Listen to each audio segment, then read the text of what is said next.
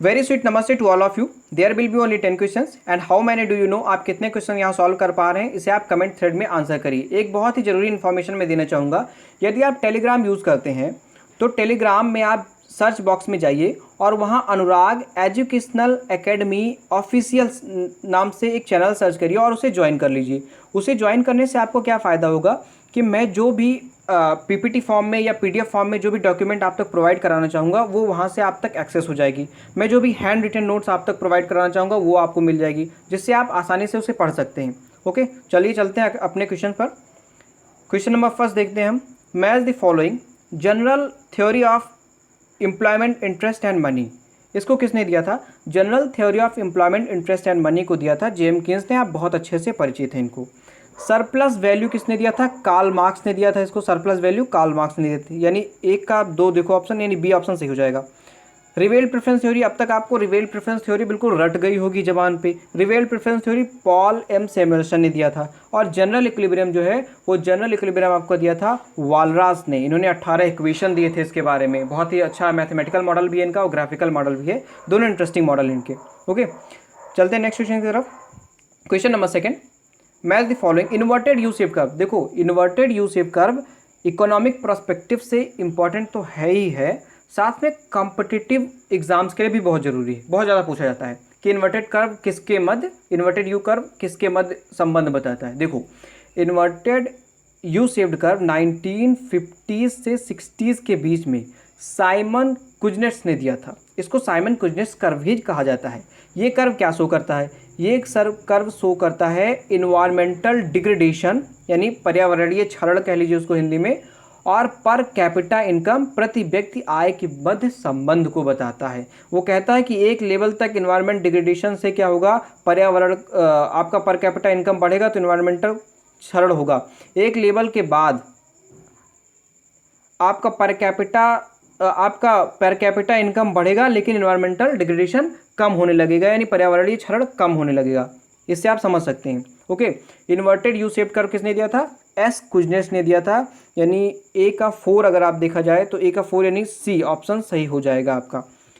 Knife edge problem की अगर बात करें तो इसको आप बहुत अच्छे से जानते हैं। हेराल्ड और डोमर का मॉडल आया था 1946 से 1949 के बीच में आया था ये मॉडल, जिसको दोनों मॉडल अलग अलग मॉडल आए थे, इन दोनों को जोड़कर बनाया गया था। हेराल्ड डोमर मॉडल में नाइफ एज प्रॉब्लम की बात की गई थी। गोल्डन एज की बात की गई थी। जॉन रॉबिन्सन का मॉडल आया था, model of capital accumulation, John Robinson ने बात की थी। और स्ट्रॉन्ग ऑर्डरिंग की बात पॉल एम सैमुएल्सन ने अपने रिवेल प्रेफरेंस थ्योरी में की थी। आप जानते हैं इसको। नेक्स्ट क्वेश्चन देखते हैं। Match the following, public goods के बारे में जिक्र किसने किया था? पब्लिक गुड्स के बारे में बात की थी आपके रिचर्ड ए मसग्रेव ने। यानी ए का 5 यानी बी ऑप्शन सही हो जाएगा यहाँ पर आपका। इनोवेशन थ्योरी की बात की थी जब ट्रेड साइकिल की बात चल रही थी, तो ट्रेड साइकिल में सुम्पीटर साहब थे, जे.ए. सुम्पीटर साहब, इन्होंने इनोवेशन थ्योरी दी थी ट्रेड साइकिल की।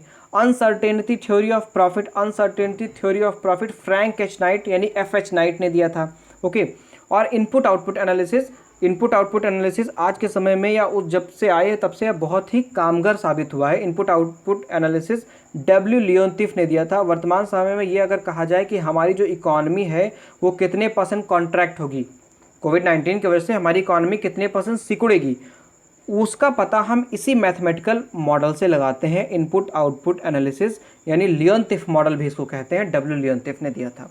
ओके, नेक्स्ट क्वेश्चन देखते हैं। Question number 4। देखो ये क्वेश्चन आपको एक स्पेशल टाइप का क्वेश्चन है। समझिए आप, जब आप कोई पेज पढ़ते हैं किसी बुक का कोई पेज है, समझ लो ये टेक्स्ट लिखा है आपका, ठीक है, लास्ट में एक लाइन खींची होती है और वहाँ पर स्टार बनाकर या कुछ पॉइंट बनाकर कुछ पॉइंट लिखे होते हैं जिसको कहते हैं रेफरेंस। ये इस जो बात यहाँ पर कही गई है उसका ही रेफरेंस देते हैं। और रेफरेंस में इसी तरह नाम लिखा होता है, यानी पॉल एम रोमर ना कहकर रोमर पॉल एम लगाया जाता है। आपने पढ़ा होगा, ध्यान दिया होगा तो देखा होगा। यानी आप समझ सकते हैं कि इस बुक का एक एक कोना इंपॉर्टेंट होता है। तो किस हिसाब से पढ़ना है ये क्वेश्चन इसीलिए है कि आप किस दिमाग से पढ़िए। ओके, तो इस क्वेश्चन को देखते हैं। रोमर पॉल एम ने रिसर्च एंड डेवलपमेंट की बात की थी, यानी एक का हो जाएगा आपका 2, यानी ए ऑप्शन सही होना चाहिए क्योंकि और कोई 2 दिख नहीं रहा।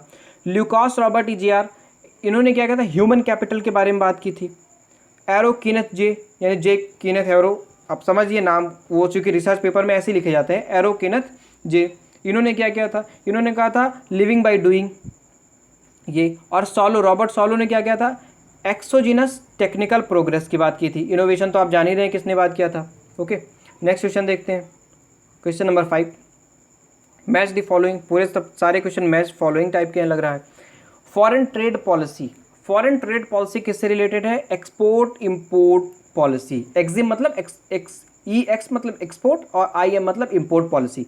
यानी एक का 5 और कहीं दिख नहीं रहा तो बी ऑप्शन से हो जाएगा। इंडस्ट्रियल पॉलिसी, इंडस्ट्रियल पॉलिसी इसको फेमा कहते हैं, फॉरेन एक्सचेंज मैनेजमेंट एक्ट 1999 में आया था, 1999 में फेमा, यानी इंडस्ट्रियल पॉलिसी फेमा हो जाएगा। Agricultural policy, minimum support price कौन तय करता है इसको, CACP तय करता है। ओके, CACP का मुझे पूरा नाम बताइए आप कमेंट थ्रेड में CACP का पूरा नाम बताइए। फिजिकल पॉलिसी, तो फिजिकल पॉलिसी बैलेंस बजट के लिए होता है। ओके, नेक्स्ट क्वेश्चन देखते हैं, question number 6। Match the following, Cournot model of duopoly. Cournot model of duopoly इसको सब ऑप्टिमल सॉल्यूशन कहा जाता है, सब ऑप्टिमल सॉल्यूशन। यानी एक का क्या हो जाएगा, एक का फोर्थ कहीं और नहीं है, बी ऑप्शन सही हो जाएगा। पैरेटो ऑप्टिमलिटी, पैरेटो ऑप्टिमलिटी का लिमिटेड एप्लीकेशन हो जाएगा ये, limited application. New welfare school, new welfare school में हाइपोथेटिकल कंपनसेशन की बात की जाती है। और बेंस का मॉडल, बेंस का इससे पहले आई थिंक पिछले वीडियोस में मैं जिक्र कर चुका हूँ, ये लिमिट प्राइसिंग मॉडल हो जाएगा इनका। ओके, नेक्स्ट क्वेश्चन देखते हैं, क्वेश्चन नंबर 7। एजर्शन दे रखा और रीजनिंग दे रखी है। देखो, price elasticity on a downward sloping demand curve varies from point two point, बिल्कुल सही है। अगर प्राइस इलास्टिसिटी कोई डिमांड कर्व है तो पॉइंट टू पॉइंट वेरी करता है। रेक्टेंगुलर हाइपरबोला ले लीजिए, क्योंकि पॉइंट इलास्टिसिटी मेथड इसीलिए आया ना, क्योंकि elasticity of demand point two point very करता है। सेकेंड रीजनिंग क्या दे रखा है, the elasticity does not depend upon the slope of demand curve, ये गलत है। इलास्टिसिटी जो है वो स्लोप पर भी डिपेंड करती है। क्यों डिपेंड करती है, देखो कैसे, अगर इसका स्लोप ये है तो इलास्टिसिटी ऑफ डिमांड कुछ और होगा, ये क्या हो जाएगा, इलास्टिसिटी बढ़ती जाएगी, देखो सेंसिटिवनेस बढ़ती जाएगी। क्यों होता है ना, जैसे जैसे फ्लैट होता जाता है और स्टीपर होता जाता है तो क्या होता है, एंगल ही तो चेंज होता है ना। तो यानी रीजनिंग इनकी टोटली गलत है, यानी A is true and R is false. Okay, next question देखते हैं, question number 8। Debt relief to farmer is a part of planned expenditure, non planned expenditure, development expenditure, defence expenditure. अब बात समझो आप यहाँ पे, जब योजना आयोग था, योजना आयोग जानते हैं ना, प्लानिंग कमीशन जब था, कब हटाया गया उसको, नीति आयोग को लाने के बाद उसको हटाया गया।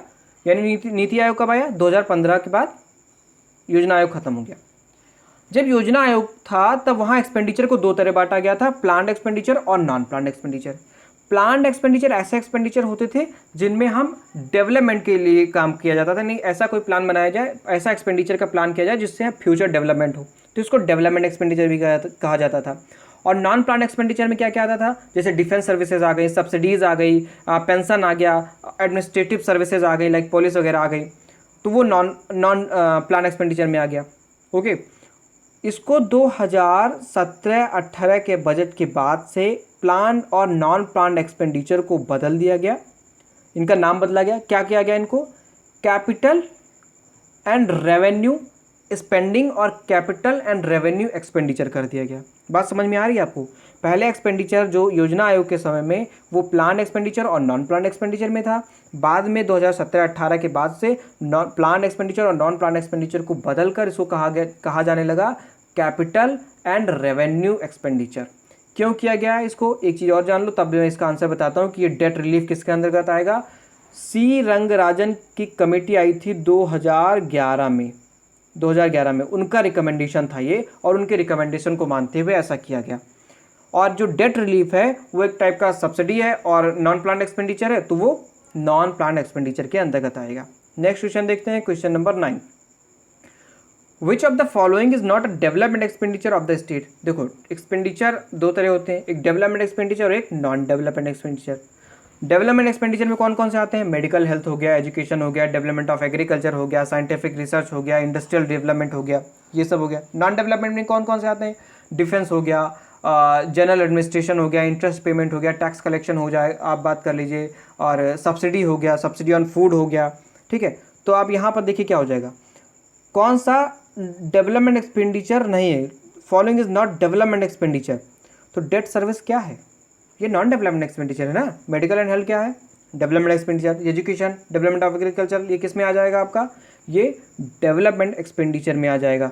और जो डेट सर्विसेज है वो नॉन डेवलपमेंट एक्सपेंडिचर के अंतर्गत काउंट किया जाएगा। ओके, लास्ट क्वेश्चन देखते हैं, एजर्शन और रीजनिंग का क्वेश्चन है ये। As per the recent Indian experience, a fall in the rate of employment generation is associated with a fall in the rate of economic growth. कहने का मतलब है कि एम्प्लॉयमेंट जनरेशन क्या हो रही है, घट रही है, यानी अनएम्प्लॉयमेंट क्या हो रहा है, बढ़ हो रहा है। कंफ्यूज मत होइएगा इसमें।